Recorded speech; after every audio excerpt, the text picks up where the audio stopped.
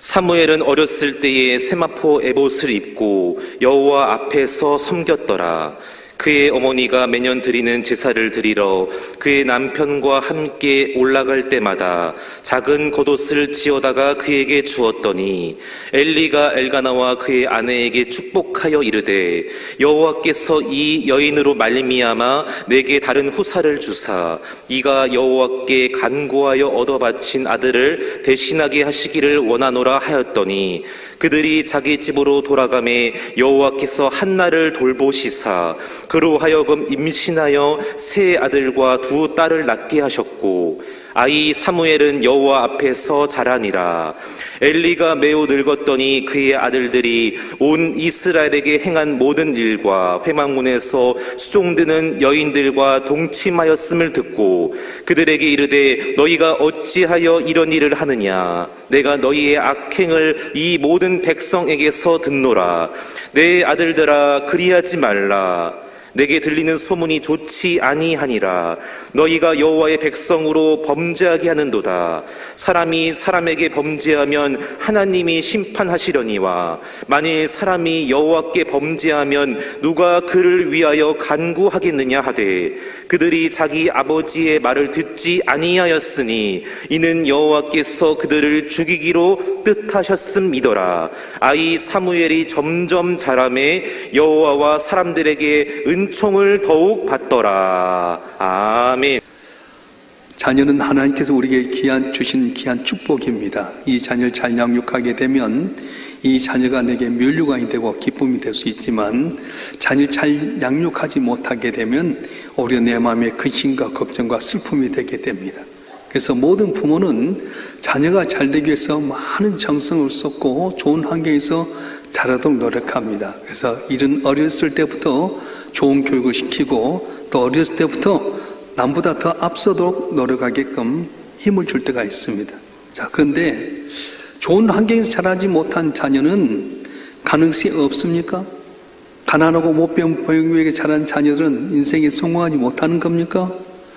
좋은 부모 만나 좋은 환경에 자란 자녀들이 그렇지 못한 자녀들보다도 훨씬 더 형통하는 겁니까? 물론 그럴 수도 있습니다. 좋은 환경에서 자라서 물심양면으로 도움받는 애들이 그렇지 못한 애들보다 더 잘 될 수 있는 확률이 많이 있습니다. 그러나 어려운 환경에서 잘 안 난다고 좋은 조건이 아니라고 해서 다 어려운 삶을 사는 건 아닙니다. 성경에 나온 요셉이 그랬고 다니엘이 그랬고 다윗이 그랬습니다. 좋지 못한 환경, 어려운 환경이 있음에도 불구하고 그들은 하나님께 귀하게 쓰임 받았는데 요셉은 애굽 땅 종으로 팔려가서 국무총리가 됐고요. 또 다니엘은 나라를 잃어버리고 포로 잡혀간 땅에서도 바벨론에서 메데 파사에서 왕조가 바뀌어진데도 불구하고 국무총리가 됩니다. 목동에 불과했던 다윗은 이스라엘의 왕이 되는, 오늘날 말하면 이 사람들은 개천에 용이 났다고 하는 것처럼 어려운 환경 가운데서 아주 존귀 쓰임받는 위대한 하나님의 사람이 되었습니다. 오늘 본문에 등장한 사무엘도 그 중에 한 사람입니다.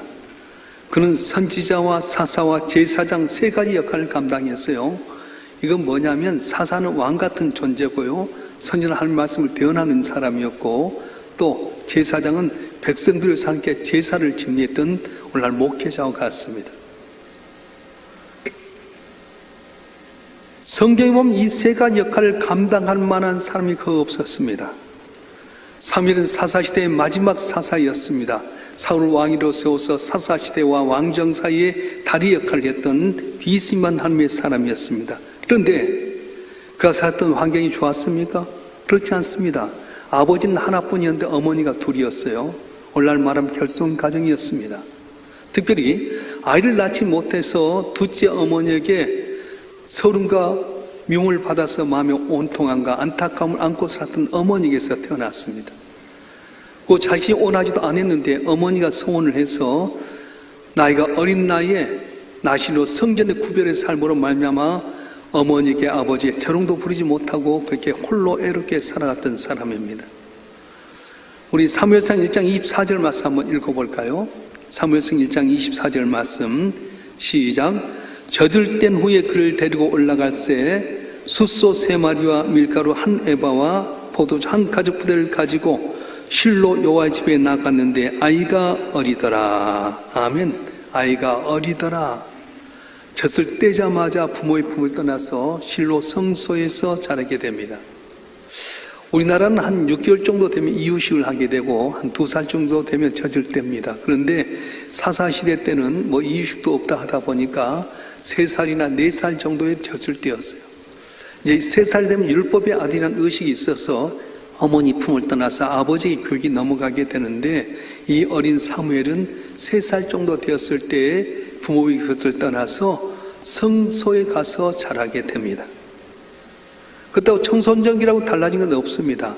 엘리 제사장의 2 아들이 있었는데 홈리와 비나스라고 하는 아들이 있었어요. 하나님께 제사를 드리기 좋은 고기를 가져오게 되면 고기를 삶기 전에 좋은 고기는 자기가 취해가고 좀 허드렛 고기만 하나님께 드렸던 사람입니다.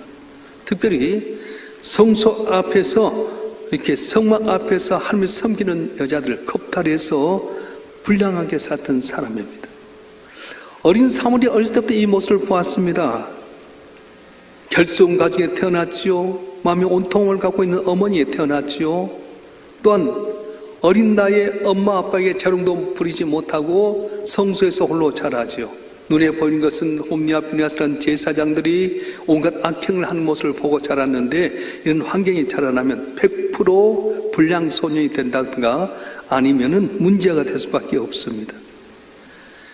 그런 환경으로 말미암아서 위대한 사람은커녕 오히려 문제가 나오게 되고 세상을 혼돈에 빠뜨릴 인물이 나오게 되는데 놀라운 건 그 환경에서 사무엘이 제사장의 역할을 감당하고 선지자 역할을 감당하고 왕 같은 사사 역할을 감당하는 위대한 하나님의 사람이었다고 하는 겁니다. 여기서 할 수 있는 게 무엇입니까? 우리 인생은 환경에 달려있다는 말이 꼭 맞는 말은 아니라는 거예요.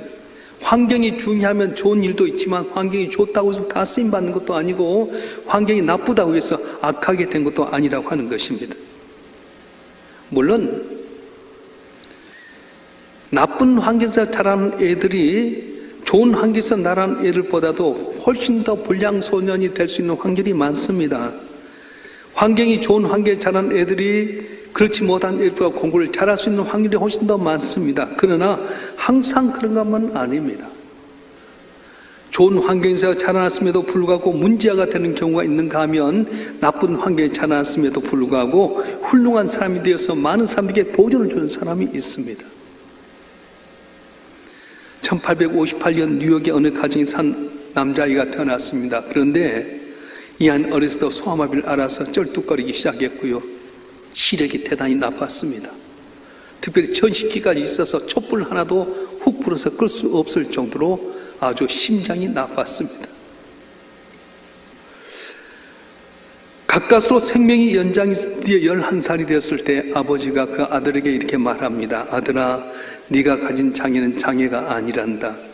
네가 만약 전능하신 하나님을 참으로 신뢰하고 믿는다면 하나님의 도움을 네가 받아서 살게 된다면 오히려 너희 장애 때문에 모든 사람이 너를 주목할 것이고 넌 진실로 역사의 신화적인 인물로 남게 될 것이다. 다리는 쩔룩거리지요. 눈 나빠서 앞을 보지 못한 두꺼운 안경을 써야 되지요. 특별히 천식기로 말미암아 호흡도 가파르죠. 내 아버지 말씀을 만판에 새겼어요. 전능하신 하나님이 너와 함께하면 네가 하나님의 도움을 받아 살아가면 모든 사람들에게 시선을 옮기는 사람, 역사 위대한 인물이 될 거다.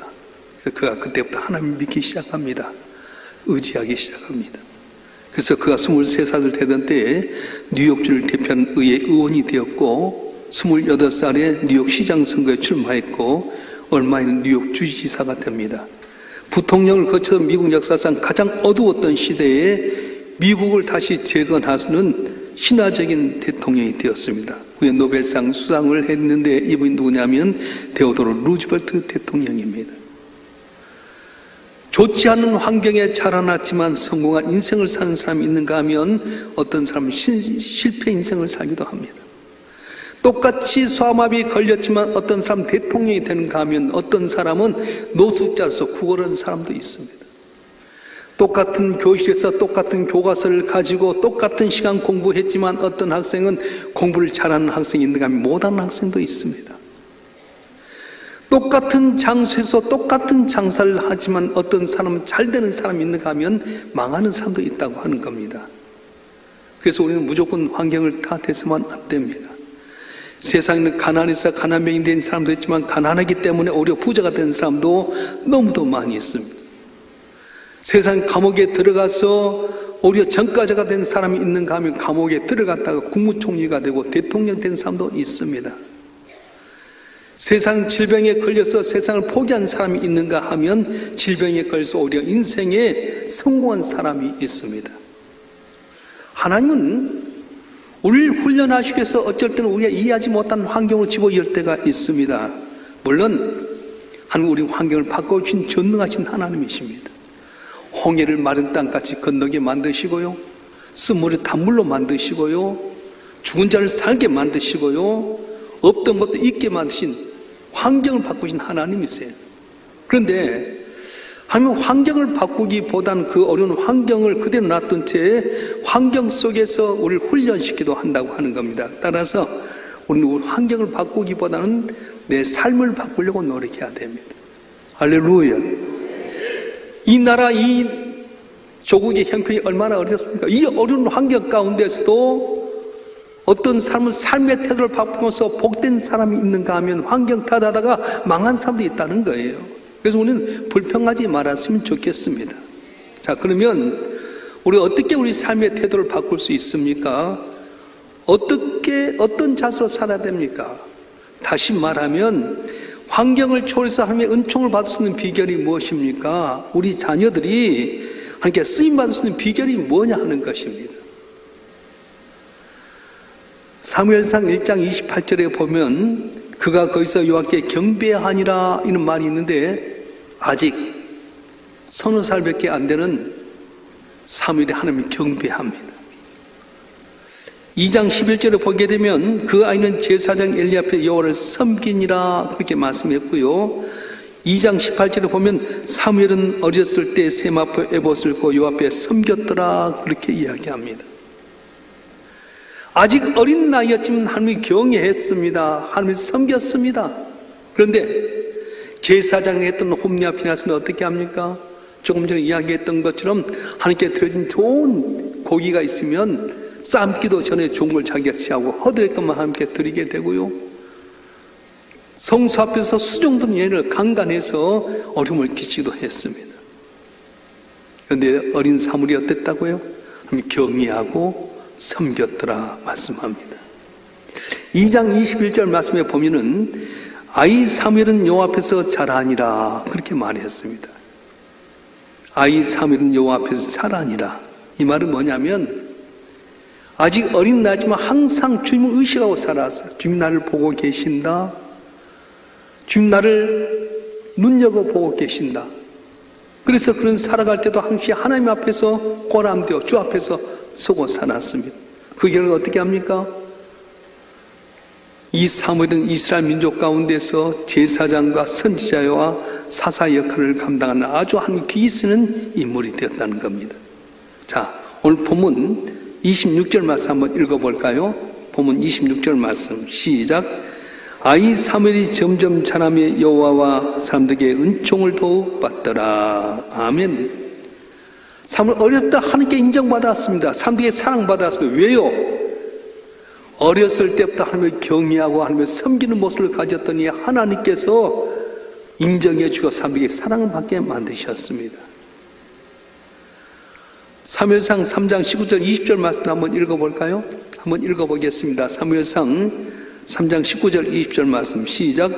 사무엘이 자라며 여호와께 그와 함께 계셔서 그의 말이 하나도 땅에 떨어지지 않게 하시니 단에서부터 브엘세바까지 온 이스라엘이 사무엘 여호와의 선지자로 세우심을 입은 줄 알았더라. 아멘. 사무엘이 자라며 여호와께서 함께 계셔서 그의 말이 하나도 땅에 떨어지지 않게 하셨더라. 생각해 보세요. 내가 말만 했는데 다 이루어진다고 생각해 보세요. 단에서 브엘세바라고 하는 것은 뭐냐면 남쪽은 브엘세바, 북쪽은 단인데 우리나라의 한라산과 백두산 같은 그 나라의 지경을 이야기해 준 겁니다. 사무엘이 말을 하면 다 함께 들어주어서 단에서 브에세바까지 모든 이스라엘 민족이 사무엘은 하나님의 선지자 소심을 알았더라, 그렇게 말씀하신 겁니다. 사무엘의 이야기를 통해서 우리가 알 수 있는 것이 무엇입니까? 어떤 상황 가운데서도 하나님께 집중하면, 사무엘처럼 하나님께 집중하면 하나님께 내 삶을 책임져 주시고 복을 준다고 말씀하는 거예요. 할렐루야. 시대가 아무리 악할지라도 사무엘처럼 하나님을 의식하고 살아가게 되면 세상에 물들지 않고 살 수 있습니다. 주위 사람이 어떻게 행동하든 사무엘처럼 하나님만 섬기고 하나님을 경외하게 되면 이게 쓰임받는 인생이 될 수 있다고 하는 겁니다. 그런데 여러분, 오늘 우리 자녀를 어떻게 양육하고 있습니까? 환경만 좋게 하는 교육은 아닙니까?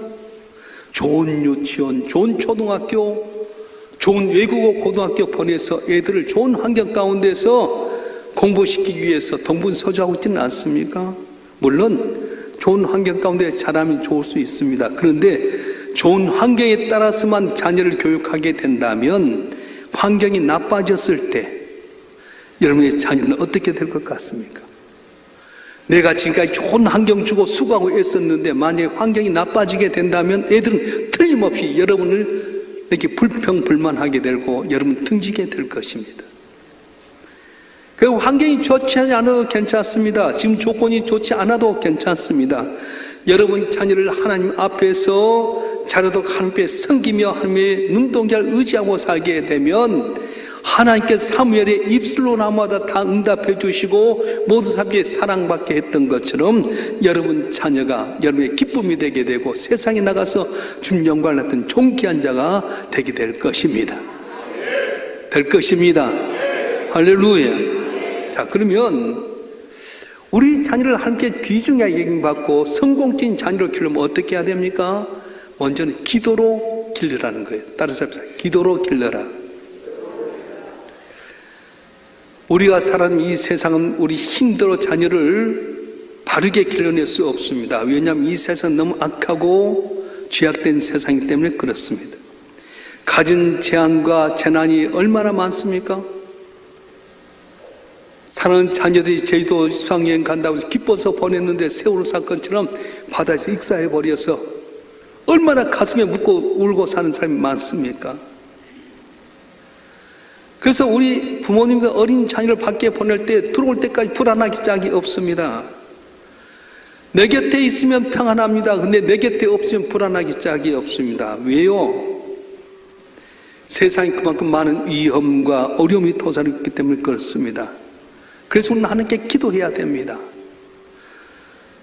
모세가 손 들고 기도하면 여호수아가 아말렉을 밀어치었지만 손을 내리면 졌던 것처럼 내가 하나님 앞에 기도하면 하나님 우리 자녀를 지켜줄 수 있지만 내가 손 내리고 기도하지 아니하면 내 자녀가 아무리 좋은 조건 속에서 일한다 하더라도 길이 열리지 않는다는 거예요. 뿐만 아니라 세상은 죄악된 세상입니다. 보는 것마다 죄악권입니다. 들리는 것마다 죄악권입니다. 마음속에 품고 사는 것 다 죄악권입니다. 그래서 보지 않으려도 보게 되고요, 듣지 않으려도 들려지게 된 게 바로 세상이에요. 모든 게 다 악한 것 아닙니까?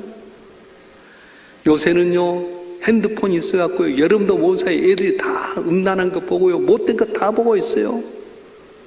유튜브에도 보면 세상의 모든 악한 것들이 다 들어오고 있지 않습니까? 인지학 세상 가운데 우리 애들을 어떻게 올바로 키울 수 있겠습니까? 뿐만 아니라 우리 힘들은 우리의 자녀의 미래를 보장할 수 없습니다. 20년, 30년 후까지 여러분 자녀 지킬 수 있겠습니까? 이 시대의 미래가 불분명한 상황 가운데 우리의 자녀를 어떻게 잘 키울 수 있겠습니까? 우리 자녀 직장 문제가 그렇습니다. 사업의 문제가 그렇습니다. 진로의 문제가 그렇습니다. 장성한 자녀들이 결혼해서 가정을 이루는데 끝까지 잘 갈 것 같습니까? 안 되기 때문에 우리는 하나님께 기도해서 우리 자녀의 평안한 삶, 끝까지 잘 되는 삶이 되도록 기도해야 된다는 거예요. 할렐루야. 여러분 자녀를 기도를 통해서 양육한 여러분 되기를 주님 축원합니다. 내가 몰라서 내 자녀 키울 때 그냥 지나갔다 간다면 여러분 손자 손녀는 있지 않습니까? 실패했을지라도 여러분 손자 손녀에게 믿음을 바로 씌워서 여러분 가정이 전화 이복되고 살고 일어서는 복된 삶이 되길 주님으로 축원합니다. 축원합니다. 두 번째는 말씀으로 기르라는 거예요. 말씀은 나침판입니다. 갈 길을 모르는 세상 가운데 말씀을 올바로 가르치면 애들이 말씀 안에 승리할 수 있습니다. 우리의 목적이 무엇입니까? 우리 자녀 천국 가는 것 아니겠습니까? 이 땅에서 아무리 부귀영화 누려도 지옥 가면 어떻게 하는 겁니까? 그래서 말씀 안에서 얘야, 우린 죄인인데 예수께 십자가에 못 박혀 죽으심으로 우리 죄가 용서함 받았단다. 그분을 믿으면 우리 하나님의 자녀가 된데 예수님 죽었다가 살아나신 하늘과 땅과 모든 권세를 갖고 우리를 도우신단다. 네가 하나님 앞에 도움을 요청하면 도와줄 거고 우리의 목자장이 주님께 푸른 초장 신바람 물가로 인도한단다. 네가 혹시 잘못했을 때 주 앞에 돌아오기만 하면 우리 하나님 용서하신단다. 말씀을 알려주면 애들이요 그 말씀 따라 삶으로 말미암아서 나도 모르는 사이에 세상과 구별되고 복된 삶을 살게 된다는 거예요. 할렐루야. 어릴 때부터 하나님 말씀 배우는 게 얼마나 중요한가를 한 가지 이야기를 소개하려고 합니다. 기네스북은 세상에서 가장 제일 가는 이야기들, 제일 가는 사건들을 기록하고 있는데 미국 일리노이주에 있는 다부라고 하는 사람 이야기가 기네스북에 올라왔어요. 왜 올랐냐? 57년 동안 교회학교 교사를 했어요. 57년 동안 신앙생활 하는 것도 어려운데 57년 동안 개근해서 교사를 섬겼어요. 그래서 이분이 기네스북에 올랐는데 1932년 이 다부라고 하는 분이 은퇴 겸 생일을 맞이해서 축하잔치가 벌리게 됐는데 4통의 축하 편지가 왔습니다. 한 통은 중국에 나가 있는 선교사에서 오게 되고 또 한 통은 미국 연방은행의 총재에서 편지가 왔고요. 또 한 통의 편지는 후보 대통령의 비서실장이 오게 되고 또 한 통은 후보 대통령 자신이 온 편지였습니다. 어떻게 이렇게 됐냐? 어느 날 이 다부라고 하는 분이 길을 가다가 동네 놀이터에서 4명의 친구가 놀고 있었어요. 얘들아, 너희들 나 따라가 몰래 교회 가면 좋은 일이 있어. 그래서 이 4명을 데리고 와서 말씀으로 양육하는 겁니다. 예수 우리를 너무 사랑하셔서 하늘 보잘것없이 땅에 오셔서 십자가에 못 박혀가지고 우리를 사랑했단다. 그분을 믿으면 하나님 우리 아버지가 되고 그분이 우리의 삶을 도와준단다. 그 목자가 되어서 사망의 음침한 골짜기에 나를 건져주시고 푸른 초장 실만한 물 걸린단다. 얘들아, 말씀 붙들고 살면 넌 잘 될 수 있어. 오늘 환경이 중요하지 않아. 예수님이 우리의 목자가 되시면 기도도 응답해 좋은 걸 주신단다. 그래서 그들을 양육했는데 그때는 몰랐어요. 말씀 안에 붙들고 살았던 이들이 나중에는 선교사가 돼서 중국에 가서 선교하게 되고 미 연방은행의 총재가 되고 후보 대통령의 비서실장이 되고 대통령 장이 된 후보라고 하는 사람이 각각의 감사해서 편지를 보내게 됐다고 하는 겁니다. 그렇습니다. 말씀이 안에 살아 움직이면 흔들지 않습니다. 말씀이 내 나침판이 되기 때문에 그렇습니다. 여러분 어떻게 살아갑니까? 또 말씀을 중심으로 살지 못하고 세상 것 갖고 살아갑니까? 길이 없습니다. 그런데 말씀 붙들고 살아가면 지금 비록 물질로 어렵고 건강 잃어버리고 환경 좋지 않아도 풍랑을 잔잔케 하시고 맹물이 포도주 되게 하시는 주님, 모든 것을 가능케 하신 하나님께서 말씀 따라 사는 삶은 여러분에게 복을 주실 거고 자녀들이 잘 되게 하는 은혜를 주실 줄로 믿습니다. 주실 줄로 믿습니다. 할렐루야. 우리가 기도로 길러야 되겠고 말씀으로 길러야 되지만 제일 중요한 것은 믿음의 본을 보여야 된다는 겁니다. 임신한 어머니들 보면 아주 태도를 조심합니다. 좋은 것 먹고요, 좋은 그림 보고요, 좋은 음악 듣습니다. 왜? 내가 하는 것에 따라서 이 애가 태교로 영향을 받기 때문에 그렇습니다. 믿음의 부모들이 자녀들에게 신앙에 영향을 끼치는 건 대단히 중요합니다. 부모가 이 아이들에게는 중요한 스승입니다. 믿음의 스승이 됩니다. 우리의 자녀는 부모의 믿음을 보면서 자라게 돼 있는데요. 엄마가 무릎 꿇고 기도하면 애들도 무릎 꿇고 기도합니다. 엄마가 범사에 감사하는 기도하면 애도 감사하게 됩니다. 응답한 것, 받은 것을 이야기하면 얘들도 엄마가 기도 응답받고 나도 기도해야 되겠다. 그렇게 갖는 거예요. 저는 딸 둘이 아들 하나가 있는데 딸 둘이 먼저 결혼했어요. 둘째 딸이 이제 결혼해서 강남에 살고 있는데 목회자이기 때문에 아들 셋만 있어요. 큰 딸은 남편이 지금 또 삼성에 있다가 온강대에서 한의대를 편입해갖고 다니기 때문에 우리 집 쪽에서 옆에다가 이제 집을 얻어놓고 셀트를 근무해요. 그 애들 둘 우리한테 같이 있잖아요. 근데 얼마 전에 우리 집에 애들이 다 모았어요. 그 이제 6개월밖에 안 된 애가 하나 있고 나머지는 다 이제 초등학교 2학년부터 시작해서 다 있는데 아침에 식사를 다 준비 맛있는 게 나왔을 때 와 하고 달려들었는데 우리 집에 자란 애가 서일이 4번째입니다. 6살인데 기도하고 먹어야지 그런 거예요. 그래서 자기 이모가 누가 기도할까 그랬더니 넷째가 내가 기도할게요.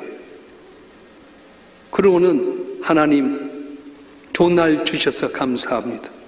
형들아가 모여서 행복합니다. 이걸 먹고 건강케 해주셔서 하나님의 기쁨이 되는 저희가 되게 해주세요. 이모가 깜짝 놀랐어요. 우리 둘째 딸이 목회자 사모잖아요. 자기 애들 키우느라고 너무 바빠서 못했는데 우리 집에서 자란 지 엄마도 못해. 근데 할아버지 할머니가 꼭 뭐 먹을 때마다 기도를 따라서 하게끔 만들거든요. 처음에 하나님 아버지 감사합니다 이렇게 했는데 긴 문장도 해요. 줄줄줄 따라서 하는 거예요. 밥 먹을 때마다 항시 할머니가 따라서 하면 그 따라서 기도하더니 먹을 때마다 기도하는 거예요. 다 모였는데요. 맛있게 나니까 우와 먹자 하는데 기도하고 먹어야지 달라진 거예요. 그러면 어떻습니까? 애들 모이는데 뭐 쳤는데 와 달렸대 뭐라고 할 거예요? 얘들아 기도하고 먹어야지. 그래야 되지 않겠어요? 부모들이 매주일마다 예배하는 모습을 통해서 우리 아들도 일평생에 떠나지 교회를 떠나지 않습니다. 그런데 엉터리 신앙으로 나올 땐 나오고 안 나올 때는 안 나오고 주일날인데도 어디 나가서 놀러 다니고 그러면 애들이 거기서 뭘 보겠어요? 주일날 교회 나온 것이 아니라 놀러 가도 되는구나. 그러면 교회 떠나게 되는 거예요. 여러분들 자녀가 믿음 생활 잘 못하면 문제가 누구냐? 여러분이 문제가 있는 거예요.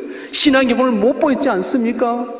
내가 정말로 함께 진정과 실령으로 예배드리고요. 내가 주 앞에 예배하고 감사하고 구별해서 내 모든 게 하나님의 것이라고 일천번제 드리고 11조 드리고 감사의 물 드린 것을 애들이 본다면 다 그렇게 하게 될 텐데 그렇게 못하는 거예요. 저는 일남오녀의 2대 독자였어요. 이제 서울에 가서 신학대학 다니면서 내려가면은 우리 어머니가 식사를 준비 많이 합니다. 음식을 많이 하고 뭐 좀 오는 아들이니까 난 좋다고 하는데 딱 좋으면 딱 구별해서 음식을 싸가지고 좋은 보자기도 해갖고 아들아 목사님께 갖다 드리라. 왜 목사님께 갖다 드리죠? 가서 기도 받으라. 꼭 그 훈련을 시켰어요. 그래서 목사님을 귀중하게 이야기한 것 때문에 주의 종 귀중한 걸 알았어요. 마찬가지예요. 여러분이 목사님을 귀중하게 여기고 교회를 귀중하게 여기면 여러분 자녀도 교회를 귀중하게 여기고 목사님 귀중하게 여길 텐데 여러분이 교회 가서 집에 가서 교회에 잘못된 이야기는 했었고요. 불평불만하면 애가 뭘 듣겠어요? 다 듣거든. 자녀는 우리 신앙의 감시자와 같습니다. 누가 우리를 봅니까? 하나님이 봅니다. 누가 우리를 봅니까? 우리 자녀들이 보는 겁니다. 그래서 여러분 신앙생활 잘해야 됩니다. 혹시 여러분 신앙생활에 실패했다고 한다면 늦지 않았어요. 아들, 딸이 못하면 그 다음에 난 손자, 손녀는 있지 않습니까? 내가 봐줄게. 기도해 주는 거예요. 계속 기도해 주고 기도는 실 뿐인 거잖아요. 본이 되는 삶 살아야 돼. 말씀 암송시켜야 돼. 우리 손자는 같이 있는 손자기는 창세기부터 창세기, 출애굽기, 레위기부터 해갖고 요한계시록 구약 39권, 신약 27권, 성경 한 66권 매번 유치원 갈 때마다 외우게 만들어요. 잘 외워요, 잘 외워. 뭘 외우게 합니까? 뭘 합니까? 오늘은 알지 못합니다. 씨를 뿌리고 아직 몰라요. 그러나 지나놓고 보면 그 씨 뿌린 대로 거두게 되는데, 혹시라도 내가 신앙생활을 번이 되지 못하고 엉터리 믿었다면 회개했으면 좋겠어요. 아멘 한 사람 복 받길 바래요. 신앙생활 똑똑히 해야 됩니다. 믿음생활 잘해야 됩니다. 부정적인 말 한 번 하면 전체 다 무너져 버립니다. 환난 날에 나를 부르라. 내가 너를 건지리니 내가 나를 용하리라 하겠던 말씀처럼, 이야 환난 가운데 하나님 부르시면 너를 건지고 네가 영화롭게 하는 존재가 되게 만들 거야. 나를 사랑한 자들이 나의 사랑을 입은 나를 간절히 찾나가 만날 것이니라. 장관 재물과 부귀와 의가 내게 있는데 나를 사랑한 재물을 얻어 그 고관에 채우려 함이라 했다. 이야 사모이라 하나님 사랑이라. 너 부자 될 거다. 오늘은 몰라요. 10년, 20년 되면 반드시 결과가 나오게 될 텐데, 신앙의 본을 보이며 살아가게 되면 여러분 자녀들이 흐리멍텅하고 미약했을지라도 여러분 기도 때문에, 성김 때문에, 신앙의 본 때문에 자녀도 잘 되고 여러분 가정도 잘 되는 은혜가 있어질 줄 믿습니다. 디모는 어렸을 때부터 어머니 유니게와 외할머니 로이스의 믿음을 보고 자라났습니다. 바울이 뭐라고 이야기합니까? 디모데야, 너희 그 믿음은 너희 어머니와 너희 애할머니께 했던 믿음인데 내가 너희에게 있는 줄 아노라 그랬어. 보는 거예요. 디모데의 훌륭한 믿음의 사람으로 바울의 동역자가 될 수 있었던 것은 그의 어머니와 애할머니의 믿음을 보고 본받아 자랐기 때문이고, 그의 어머니와 애할머니가 믿음의 본으로 그를 가리켰기 때문에 그렇다고 하는 겁니다. 그렇다면 나는 우리 자녀 손들 앞에서 과연 믿음의 본을 보이고 살아가는가? 그렇지 않으면 세상적인 이야기 가운데서 우리가 세상의 것만 앞세우고 살아가고 있지는 않는가? 점검해 볼 필요가 있습니다. 세상 것은 바람이 나는 겨같이 다 흘러가 버립니다. 내 믿음 안에 살아가고 말씀 안에 살아가고 기도하는 데 살아가면 전능하신 하나님, 살아계신 하나님이 우리 삶의 역사에 도움이 되는데, 우리 자녀손들에게 기도로 자라게 만들고 예배의 본을 보이고 감사의 본을 보이고 사랑과 봉사의 실천을 본을 보여서 여러분 가정이 좌표에 복받고 날로 지경이 넓혀지는 복된 가정이 되길 주님으로 축원합니다. 축원합니다. 기도하겠습니다.